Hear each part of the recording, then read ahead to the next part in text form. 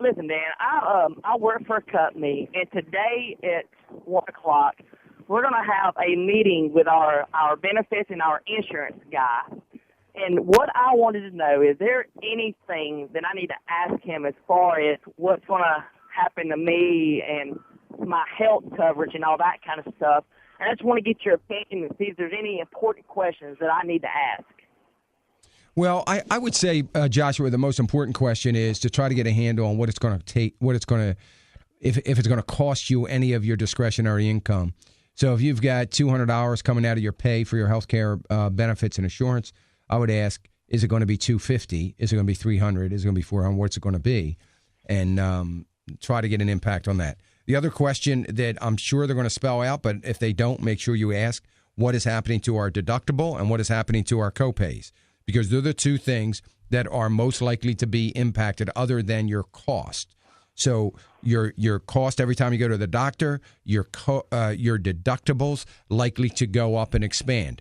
And in defense of companies out there, organizations like the one you work for, whoever that might be, they are moving towards higher deductibles because they are trying to do what they can to keep the cost lower to their employees. So excuse me, you have to ask those questions, certainly, and hopefully they're going to come up and there's going to be some clarification on it.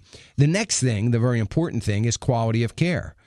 Am I now going to be limited? So I don't know what you had before, but you had, let's just say you had an HMO kind of program where you had to go to doctors within your network.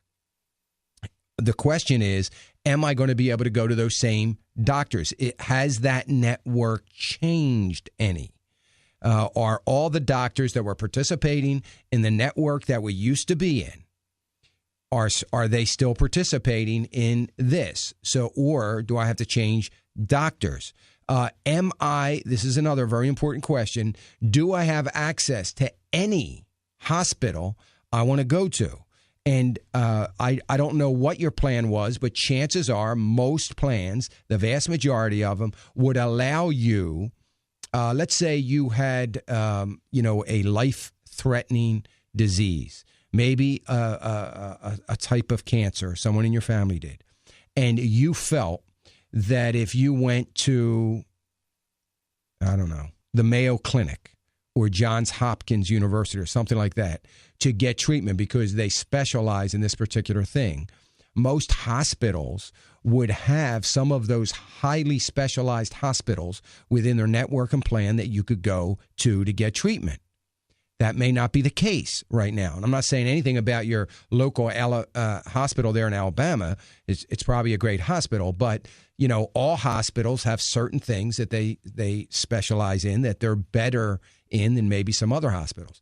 Are you going to have that availability? Are you going to be able to do that? Is your insurance going to cover that? If you are traveling to Philadelphia to see Independence Hall and you have an accident, and you have to go to the emergency room, are you going to be covered? They're the very little subtle things that are changing that people don't realize. They're saying, okay, my cost is the same, my deductible is the same, my copay is the same. But when I talk about quality of health care, they're the things that are going to dramatically change. And you need to ask those questions, if nothing else, to inform the rest of the employees there that might not think to ask those questions, because it is going to be an issue of quality of care. And frankly, as a young man or, family, I care more about the quality of care more so than I do the expense. Of course, I care about the expense because the expense is coming out of my pocket and it's going to affect the quality of my ability to maintain my lifestyle. And I care about that. But at the same time, I want to know that I can get quality care. They're the kinds of things that are going to change. And they're the kinds of questions you have to ask. And I would hope that the person representing is going to have the answers to all those questions. And they should. So I don't, hopefully, go ahead. The company that we use is Blue Cross Blue Shield, and I'm 25. My wife is 35, and she's pregnant, so we're fixing to have a son. And so I didn't know, if it was going to change that much. I know my insurance, I pay weekly, and it's around $95 is what I pay every week for insurance, and our copay is usually $40 a month. So I didn't really know, how that was going to affect us and how that was going to affect her and her pregnancy, with her being, having to go to the high-risk doctor now and making sure, the baby's not deformed or, it doesn't have Down syndrome or anything like that. And so I didn't know if the cost of her pregnancy was going to go up, because we have a family plan, and that's how much it is. It's $95 a month, $95 a week. So I just didn't know, what to do.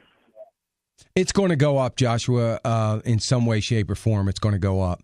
But you hit it. Another subtlety is that your wife's 35, so she is classified as high risk. I don't know this for a fact. I'm just saying these are one of the subtle things that could change. The plan may say, well, 35 is not high risk. 40 is high risk.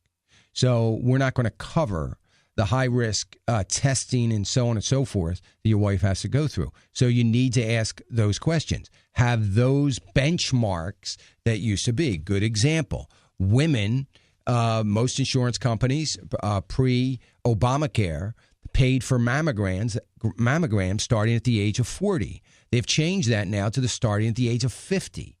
The reason that our breast cancer mortality rate is so good in America, according to the American Medical Association and all medical surveys, are because of early detection.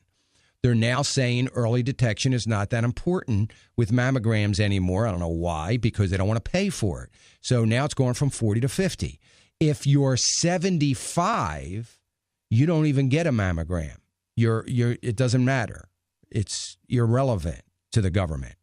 And that was the decision that the government made when they designed Obamacare. That's another example. So they're the little subtleties that you've got to look for. I'm not an expert on the plan. I just have read enough about it and have read the plan itself to pick up on some of these things. But they're the kinds of things that you really need to check on, because your wife is in a situation where it has been very normal. I know it is here where I live and most places across the country, where a 35-year-old woman who is having her first child is considered high risk and is eligible by most insurance plans for all that high risk kinds of testing and coverage. So that's all I can tell you, Joshua. Ask those questions, get to the bottom of that, not just for you, but for the benefit of all the employees at that meeting. And I'm glad you called. Congratulations on your new son, Joshua. That's exciting. Thank you for your call, brother. I appreciate it.